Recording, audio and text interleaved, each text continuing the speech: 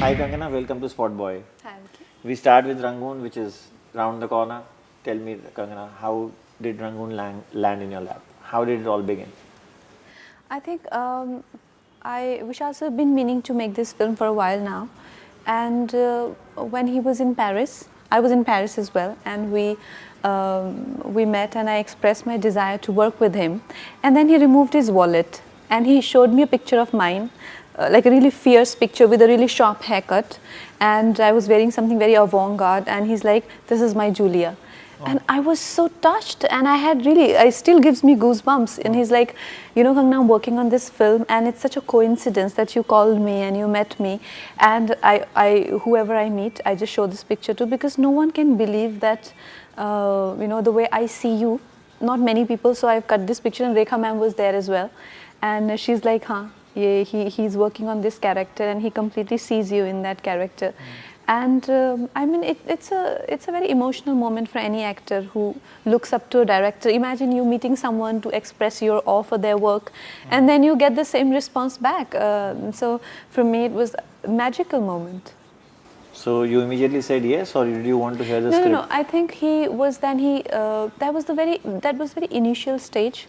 He was toying with the idea of making this film the way he wanted to make it, how to go about it, because the film has a great potential in terms of whether to make it international. I think he was speaking to a few people in Paris as well. That's why he was there. I'm not sure. I really can't speak on his behalf, but that was much before, you know, when the things actually became concrete, and you know, something like a signing up could happen or a concrete offer came my way. It was way before that. And then later on, when he returned to India, after a few months, he met me. And after Tanu Manu release, he met me, and he's like, "This is the script." And then he read it, and it's an amazing script. I think probably the best script I've ever heard. And you know, he's got a great team of writers on board. Yeah. His Spielberg's writer, you know, William Matthew has also worked on it, along with like a huge team of writers. Vishal sir himself is a writer. They worked on it for 7 years. So when you hear a script, you can tell, you know, what the investment, as in the time that you spent on any creative product. Immense detailing. Yeah, it's unbelievable. You know, when you forget a script, when you cook a meal with patience on a slow, It shows. slow flame, you know, every bite of the food you can tell, you know, the sort of emotional investment. The script, in terms of the dialogues, detail, plot, characters, unbelievable. I was floored. So tell me, how would you describe your role? What exactly are you playing? My role, Julia, is essentially a lover. That is her arc, but she's someone who's absolutely figuring herself out. She's not someone who, in the beginning of the film, is someone who you look up to. You know, she's an insecure person who is really completely stuck in a group of people who feed off that sort of insecurity. You know, then she shows a huge arc, and who she turns out to be eventually is amazing, and I think that's what the film is about. Vishal Bharadwaj, he is considered to be a hard taskmaster. I think he's amazing. Anyone who's passionate about their work, and they want things to be a certain way, and they know what they want, and they want what they want, is the taskmaster, you know. But I think but there are so many amazing things about him. Like, he's childlike, you know, he gets excited to you know, about small things, and that's amazing and infectious, you know, that sort of excitement and enthusiasm. I remember when we did the first look test of Julia, I was quite happy because I don't really interfere in you know, how every artist work. They go about doing their things. I'm not fussy about my, you know, people put fake nose on me, fake teeth. I don't really give a damn about that. But he came in and he was like, "Oh my God, what have you done to her?" And then he actually you know, sat with Arduna, and he decided my haircut, he decided which shade of red I'll wear, and he would always tell people, "Kangana is so beautiful, why is she not looking as beautiful as she is?" And I would think of him as someone who's so unusual, because no director has ever hired me for my beauty. I'd say I don't even know if I consider myself beautiful, and if that's the most prominent aspect of my personality. But he'd always be so invested in the way Julia looked, and he was hell-bent on combining the fragility of a woman with the fierceness of her character, which is amazing, And then, giving her a childlike appearance and then giving Hunter in her hand is an image which has a bit of, erotic undertone to it, but at the same time, it's appealing, So that's wonderful about. He's a great director. So that wallet which he showed you, it seems that he wanted you so much. Yeah. Did he explain to you at any point that why did he want Kangana essentially in the role? I think because his Julia is fierce. She's someone who has a childlike innocence to her, and daredevilish sort of a fierceness. And I think I would agree with him that sometimes I'm unbelievably naive or innocent, whatever you may say. Though they're not the same things, and then that fighter instinct in me is absolutely dominant at times, very, very dominant. Kangana, tell me, do you think, talking on this point of you being fragile at the same time being fierce, which comes out from your previous answer, do you think how have you been in the industry? You have been outspoken, you have been fierce at times. How much has it landed you in a hot spot of bother? When you speak your mind, when you're politically incorrect, when you're not diplomatic? Well, you do pay a price for extraordinary things in life, like ordinary is ordinary because it's easily achievable, but what is extraordinary is you have to pay a price for it. I think I live an extraordinary life. I have a voice of my own, a mind of my own, and I live by my own standards of life. For that, I have to pay a price. Yes, I do. I do pay a price for that. But it's only fair. All precious things come with a price tag. ऐसे नहीं लगता कभी change हो जाऊं, let me become a diplomat, let me change this industry. No, but it's not. See, Vicky, I have to tell you that there is no looking back, because it's a world out there where, one has to act upon their survival instinct. If I tame myself down, or if I become completely accessible to all sort of preys or predators around, I will be eaten alive. They will spit my bone out in like 2 minutes. So people who attack me, I have to hit back, because what they are doing is they're threatening my own existence, my dignity, my pride, my career, my choices. So what choice do they leave me? If I don't fight back, then what will happen? I'll fall prey to depression, commit suicide? Is that what I should do? No, I will not. If you're going to shame me, what I'll do? I'm not going to I don't suggest that people should indulge in all sort of conflicts. I won't suggest that, but what I suggest is that one must save oneself, for others' attacks. So what is my option? Do they leave me any option? They don't. And you have to survive.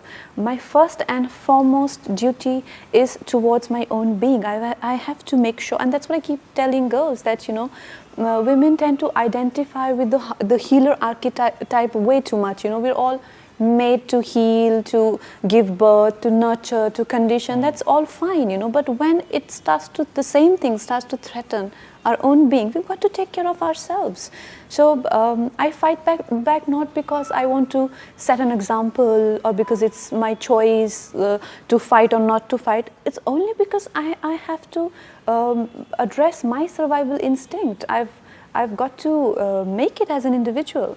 Have you always been like that? School, college, or is it the demands of the industry when you saw that you're being threatened? I have always been like that. If you see the way my life goes about, when I was 14, my father tried to tame me down, because I was too rebellious for them, and they took to strict parenting, and I was horribly rebellious. I left my house. I told my father, you cannot raise your hand on me.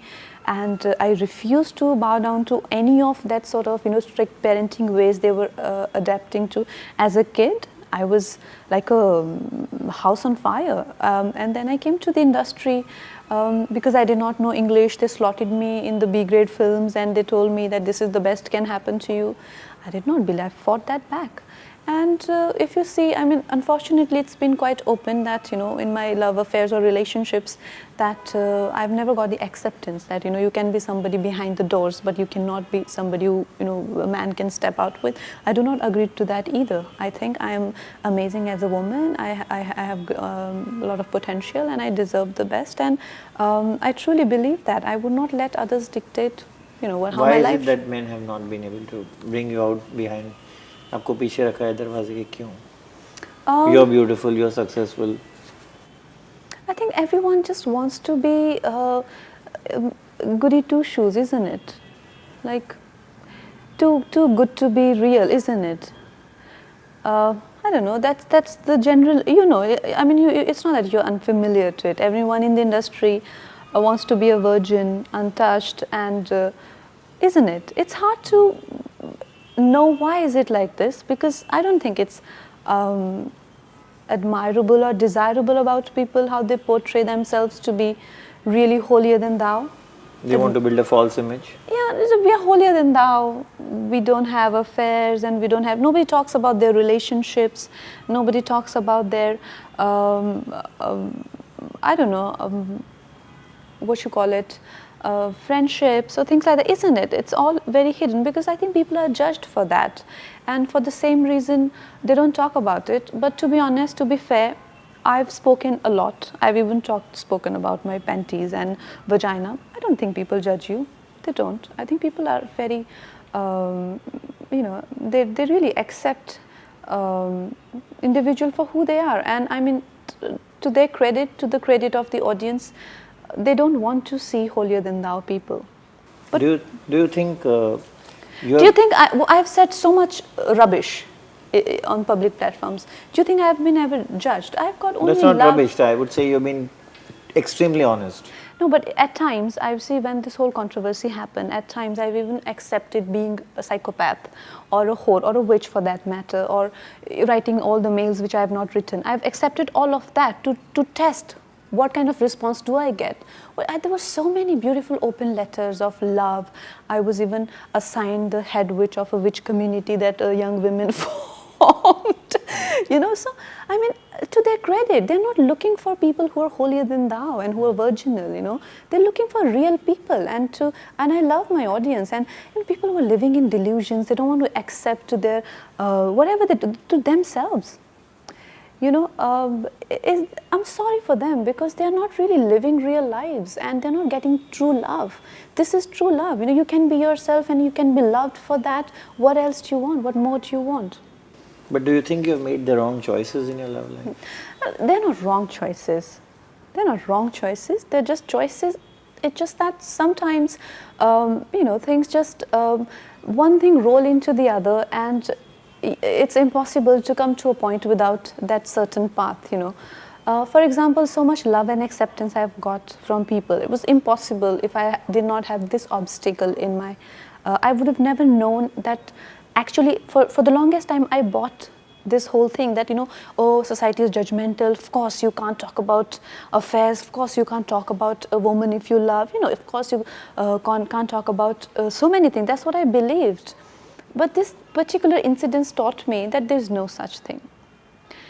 Everyone is just, struggling about their lives, and they just want to, and I don't know, but no one realizes that deep down, we all know what is our true essence. We all know what. What goes about in a human mind, in a human psyche, whether it's desire, whether it's hostile thoughts, whether it's love or it's malice, everything. So why be fake? Why not be open? Why not bare your soul? Why not, live together. I believe in that, and I think this incident has just taught me that there's a lot of acceptance and love out there from people. I don't have to be But do you fake. think in your love story, the last one, you've been too patient, you've been thinking and hoping against hope that the man will accept you, but he does not. No, You think that's you're not patient, true. No, that's not true at all. you're naive, you're vulnerable. That's not true at all. That's the picture was portrayed, but that's not true at all. That's not true at all. I told you that I am someone who will not show patience again something which is constantly attacking my dignity as a woman. I can right now vouch for something. I can give you my word on that. That I've never ever begged any man to stay when he decided to. I've never suggested to carry on within a relationship or an equation which has died its own natural death. In fact, I've been the one to suggest that why to drag a dead meat. And I take a lot of pride in that I hold the strength and dignity to carry on without any weakness. And people want to attack that very thing, that she doesn't show need and she doesn't show that sort of weakness for a man and his acceptance. I'm a great lover, I'm a great daughter, I'm a great friend, but when this very thing starts to attack my own existence, So why did it end? Sorry? So why did it end? Well, the thing is that two different personalities. Two different personalities. You don't realize that in the beginning?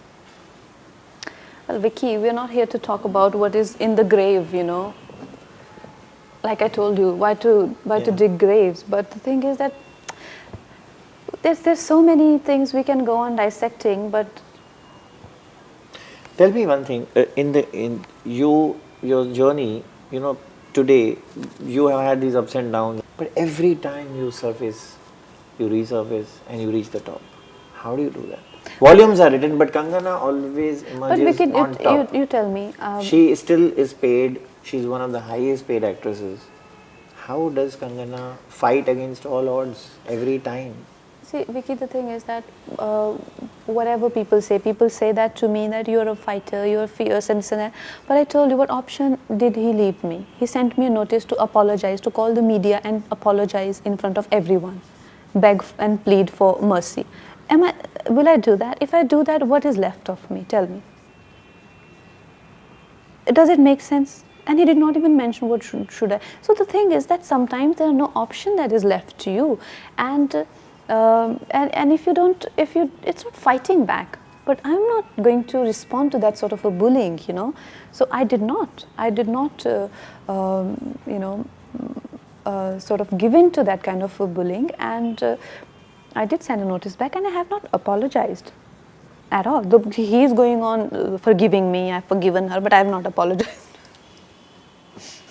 No, but मेरा सवाल ये था कि आप हर बार वापस ऊपर कैसे आते हो? फिर से एक बार उमड़ के कैसे आते हो? How do you win again? I mean, again, success is your answer. Any other girl, I think, in your case, crumble to pieces. And yeah, I always but have. Don't tell me that you're just lucky that you got a queen or you got a Tanu Weds Manu. How do you concentrate on your work? How do you? It's very difficult. It's very difficult. It's so difficult that it actually, I don't know, it's another sort of a tragedy altogether when a part of you is just falling apart like that, and also being attacked by a contemporary, being attacked by an obvious, chorus of jealous hags is one irritating thing. But being attacked and so, betrayed, so, openly betrayed by someone who you'd given all your faith and love to is a tragedy of a different proportion. You have to keep all the trash off your head. I was in Arunachal, my hands used to shake, and I did after not... No, not after, when the notice came. I was in Arunachal, and my sister said there was no signal there, and I was going for my shots, and my hands were shaking, my blood pressure was low, and I was thinking, now should I take the call? Because if I take the call, the stream of my thought will run into whatever that well is, and there is another parallel world going on. It is that choice that you make that I don't want to take any call right now. You know, I Your don't phone want was ringing, yeah. the phone was ringing because I had, you know, that whole thing was out and I was filming in Arunachal Pradesh. Yeah. So you take that call and you just know that there is a world out there which is either completely crashing down, and there is one shot that you're giving, which you making as priority, and you never know what is the fate of this film. But you just sort of put your energies there. That's what I did, and it's a tragedy of a different proportion, but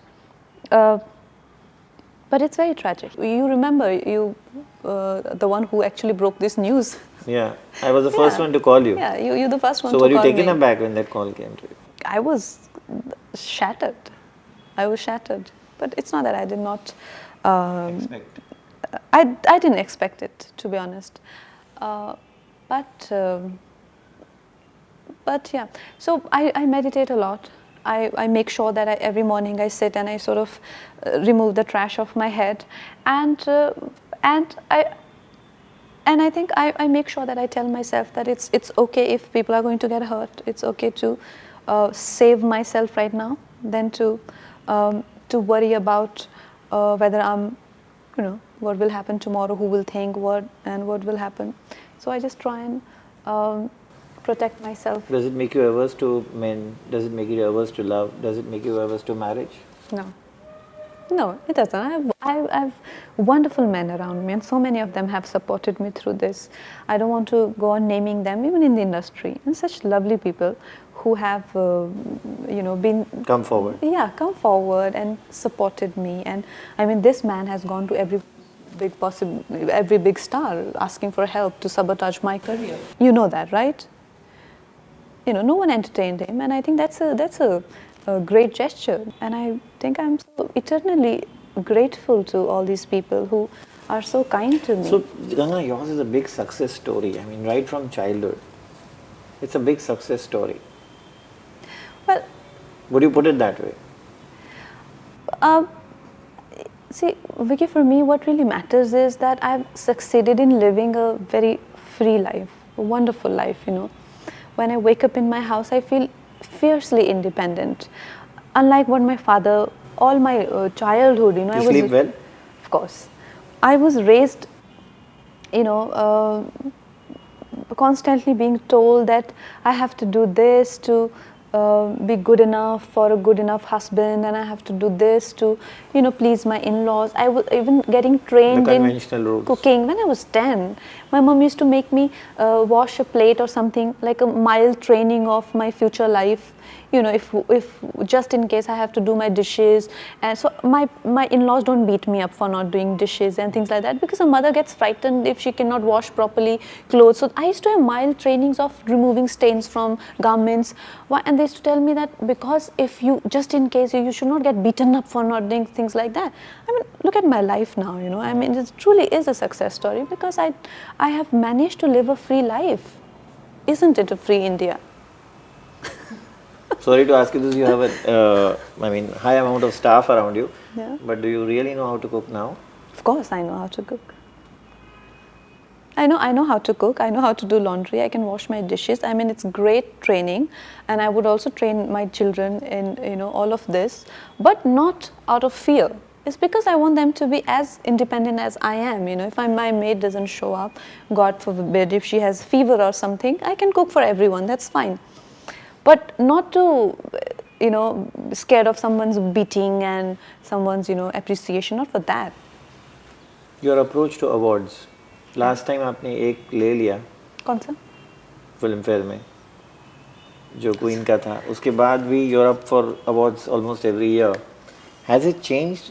Are you going to now start going to award ceremonies? Is Kangana still the same?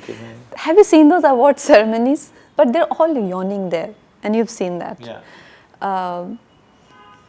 Yeah, it's just, I think, to be honest, long ago, before the whole social media and all of that, these commercial awards must have been a big deal, to see stars dancing and to get glimpse of stars. Yeah. But now you open a Twitter account, glimpse of star, you can get into their bathrooms, you know, they're posting pictures from their tubs and their bedrooms and everywhere.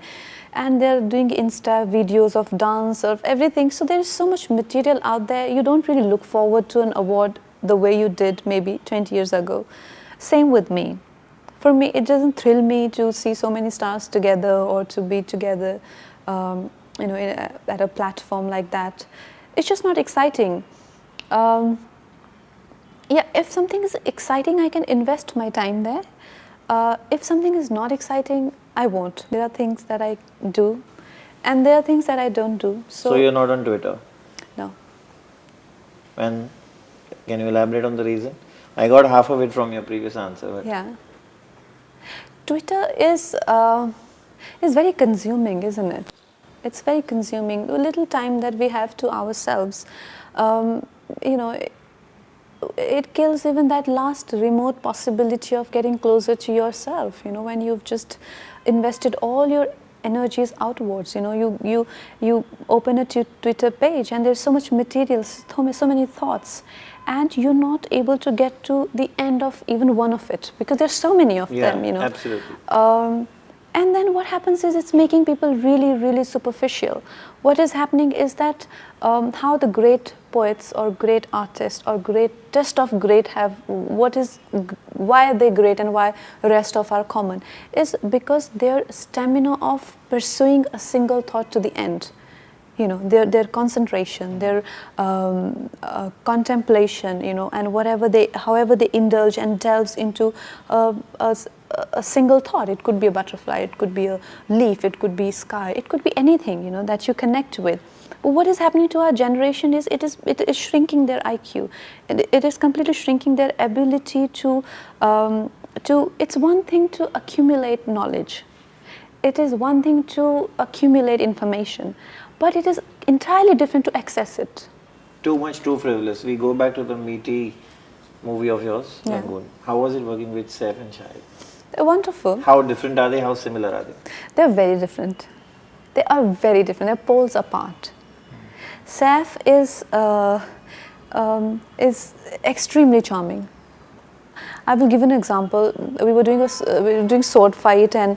Oh yeah, that's one of the highlights. Yeah, and that day I was freaking out because we were using real swords, you know, and it was a night shoot and very little light, and the wooden swords looked really bad and fake. So I didn't want to hurt anyone, you know, and one could get, and I didn't want to get hurt myself. So I was practicing. Seth took me to a corner. He's like, why are you looking so scary? I said, what do you mean? He's like, there's this intense expression on your face, which is completely scary. You've got to change it right now. And I couldn't help but laugh, you know. So he's like that. If he doesn't like something about you, will tell you, and he will ask you to alter it like a proper Nawab, that you change this, I don't like it about you. So I like that about him. Whereas Shahid is there are days when he's extremely friendly and you think that, oh, fine, me and Shahid are great friends. And then the other day he's very suspicious of you. You know, and maybe for the same reason, because I have intense expression. I mean, it's not just about him, but I can also, sometimes I completely zone out, you know, like go into my zone. So he gets very suspicious, you know, like, what's the matter with it? I will not tell you. So yeah, they're different people. But they're both fun. Essentially, Shahid is, you know, the core of a person is what matters, you know. Yeah. He's essentially a nice guy. Yeah. But a bit suspicious of people, I must say. Saif is a rock star. Like I don't think it really matters how the people are around him. What matters is just wherever he is taking the center stage. He's cracking the best joke. He's having the best argument. He's charming. He's good looking, and he just becomes the center of attraction. And I think he enjoys that and goes home. That's the philosophy of his life, which I think is great. So you have intimate scenes with both. I mean, how was it? Easy, tough? How was it? To deal with that aspect of the film? Well, I do not like intimate scenes in a film because they're always, they're the most difficult part of, you know, any filming, you know, especially when you have such formal equation with people and suddenly, you know, you're into each other's mouths. But I tell Shahid that mooch of his was when I was kissing him, it was literally that you know, big mustache of Shahid. It was horrible. So he's like, and then I started telling Turn myself, not a turn off, but it was like a tragedy of different level. I asked him, I said, you know, how do you keep it so? He said, like, मैंने कितने दिनों से मेरा नाक बहके इसमें जाता है, and I have put wax and all. So he was also teasing me, and it was getting quite Messy. you can imagine. Yeah, so yeah, he was teasing me about that. And with Saif, I do have intimate scenes, but not as many scenes as I do have with Shahid. So let me ask you finally that where is the legal case with Hrithik Roshan? Legal, there's no case. What was that case? It's the name out. Average IQ can tell. ये क्या कोई case होता है? There was one imposter who is in love with me, but he only want to impersonate Hrithik Roshan. And then I am in love with Hrithik Roshan, but he wants a sorry from me. And he has sent me a notice of defamation. And then now there is no imposter and no defamation. I mean, how stupid is that? Who can buy rubbish like this, you know? I did not comment because I could not make sense of it. And then there was claims that we will reveal some big secret. So now where we stand is that there is no impersonator. This is all rubbish and we should move on. And this, you know, all these talk should also stop. You know, it's out in the open. Yeah. Why are you asking me? Don't you know what is the matter? Yeah. So this is the matter. This is where we stand. This is a case. It's ended. Yeah, it is such a random thing, and I always knew that it will not go anywhere. But what happens is by making these big claims, you know, what you do is you seduce the sensationalism of you know, this what you call journalism or jo bhi keh lo. You for 5 minutes you ho, you know, I am going to do this and reveal. And for about a girl, if somebody says that there will be secrets that will be spilled out, it'll horrify people. I mean, come on, who wouldn't want a big fat reveal at the end of absurdity like this? What was this whole year was going on and on and on? But it did not make any sense, you know. I thought at some point it will make sense. If you're carrying out such a master plan, I mean, you should have some sort of big fat reveal by the end of it. Bullshit, all crap, you know. But I mean, yeah, this ended, and I think should just now this is just past us, and we should move on. And I think what we should learn from this is that unnecessary people should not bully people. And it doesn't get anywhere just because, you know, people are powerful. Next is Simran. And yeah. And after that? Rani Lakshmibai. Excited about both? Yes, very. Wish you all the best for all your forthcoming films. And thank you so much, Kangana, for being on SpotboyE. Thank you. It's been great talking to you. Thank you.